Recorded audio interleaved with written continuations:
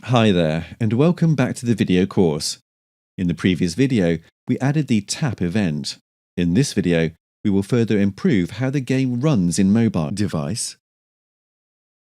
We will set the viewport of HTML to fit the mobile device screen.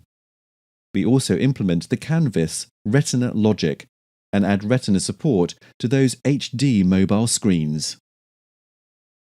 First, we need to add the viewport. Open the index.html file in the code editor. We define the viewport to have width equals to device width and initial scale to 1. The viewport setting essentially tells the browser that the web page is mobile ready. This is the mechanism Smartphone introduced to ensure better web browser experience on non-mobile ready website. Without this meta tag, Mobile Browser renders the site by zooming out by default. This is designed to show the entire desktop site for the mobile phone user. By including this tag, the browser knows the site is designed for viewing in mobile, so it would use the default device width and zoom level.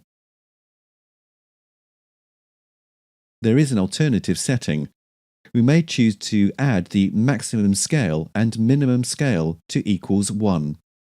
But think twice when you limit the user's ability to scale the web page.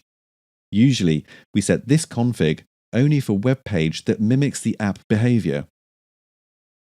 So, if we are going to put this HTML5 game into App Store, we may want to restrict the scaling. Otherwise, we may just allow the user to scale the web page for accessibility reason. Nowadays, mobile devices comes with Retina display. They may come with 2 times high-definition screen, or even 3 times screen in larger smartphone, such as iPhone 6 Plus. When we display the game in these mobile devices, the game will look blurred. We can improve the display by making our canvas Retina ready. In the HTML code, you may notice that we set the width and height in the canvas tag. That's the content size of the canvas. The concept is to double the canvas content dimension, or triple it for 3 times screen. After we enlarge the content, we use CSS to set the canvas's visual dimension to the original value. In Game App class, we define a method to implement the Retina concept. We store the current width and height of the canvas. Then, we detect the pixel ratio by using device pixel ratio. If the device is not a Retina display, the device pixel ratio could be undefined. In such case, we abort the function and simply return it. After we get the device pixel ratio, we multiply the dimension with this pixel ratio. Then, we use setAttribute to apply the new width and height value to the canvas element. Now, the canvas is double or triple. We want to scale the Create.js stage to fix the enlarged canvas.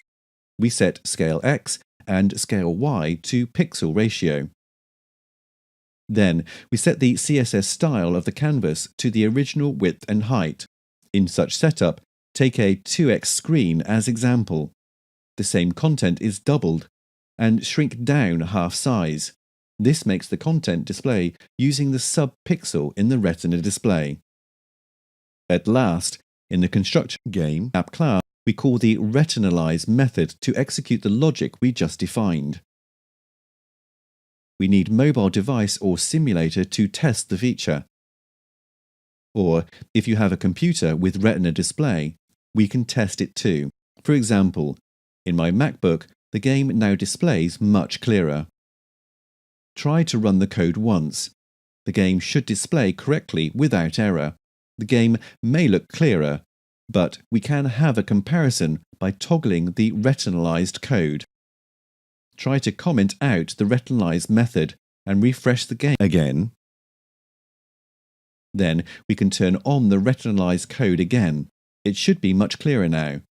Our code makes the graphics sharper in Retina display. We have made the game display nicely in mobile device. In the next video, we will add the core game logic.